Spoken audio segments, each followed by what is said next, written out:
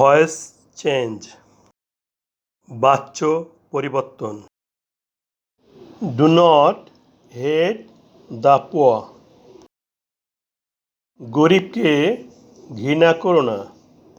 এই বাক্যে ঘৃণা করো না ক্রিয়াপদ। হেট অর্থ ঘৃণা করা, এটাই প্রিন্সিপাল ভার্ব। প্রিন্সিপাল ভার্ব হেটের ফর্মগুলো দেখে নেই। হেট বা হেটস অর্থ ঘৃণা করা, প্রেজেন্ট ফর্ম বা verb one. Hated past form বা ভার্ব টু।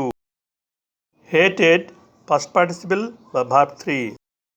এখন সাবজেক্ট এবং অবজেক্ট জানার জন্য ক্রিয়াপদকে প্রশ্ন করি। কে ঘৃণা করবে না?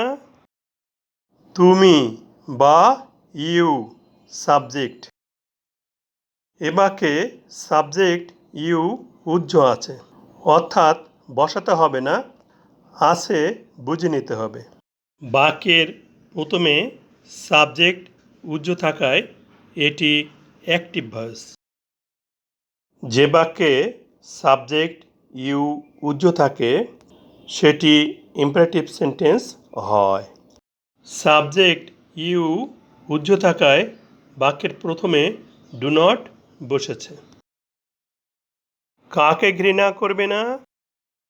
গরিবকে বা দ্য পুয়ার ব্যক্তিবাচক অবজেক্ট।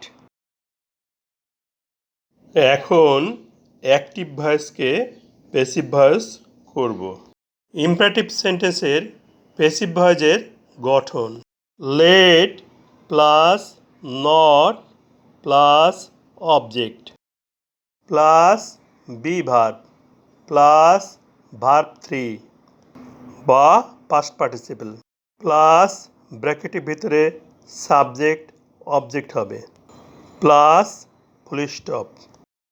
এখন স্ট্রাকচার অনুসারে ইম্পারেটিভ সেন্টেন্সটিকে প্যাসিভ ভয়েস করি।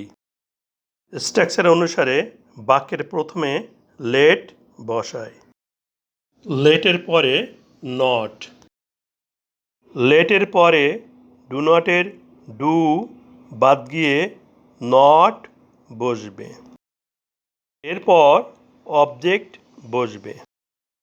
বাক্যে অবজেক্ট পাচ্ছি দ্য পুয়ার, তাহলে অবজেক্ট স্থলে দ্য পুয়ার এসে বসবে।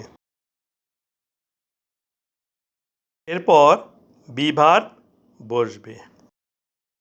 বি ভার্বের পরে প্রিন্সিপাল ভার্বের ভার্ব থ্রি বা পাস্ট পার্টিসিপল বসবে। প্রিন্সিপাল ভার্ব হেট এর পাস্ট পার্টিসিপল বা ভার্ব থ্রি পাচ্ছি হেটেড, তাহলে ভার্ব থ্রির স্থলে হেটেড এসে বসবে। এরপর প্রেপোজিশন বাই বসবে। প্রেপোজিশন বাইয়ের পরে উহ্য সাবজেক্ট ইউ এর অবজেক্টিভ কেস এর প্রয়োজন হবে। ইউ এর কেসগুলো দেখে নেই। ইউ নমিনেটিভ কেস অর্থ তুমি। ইউ এর অবজেক্টিভ কেস ইউ অর্থ তোমাকে। প্রেপোজিশন বাইয়ের পরে উহ্য সাবজেক্ট ইউ এর অবজেক্টিভ কেস এসে বসবে। যেহেতু সাবজেক্ট ইউ উহ্য ছিল, এই জন্য বায়ুকে ব্র্যাকেটের ভিতরে রাখতে হবে। অ্যাক্টিভ ভয়েসে বাক্যের শেষে ফুল স্টপ ছিল, প্যাসিভ ভয়েসেও বাক্যের শেষে ফুল স্টপ থাকবে। বাংলা অনুবাদ গরিবকে ঘৃণা না করা হোক তোমার কর্তৃক।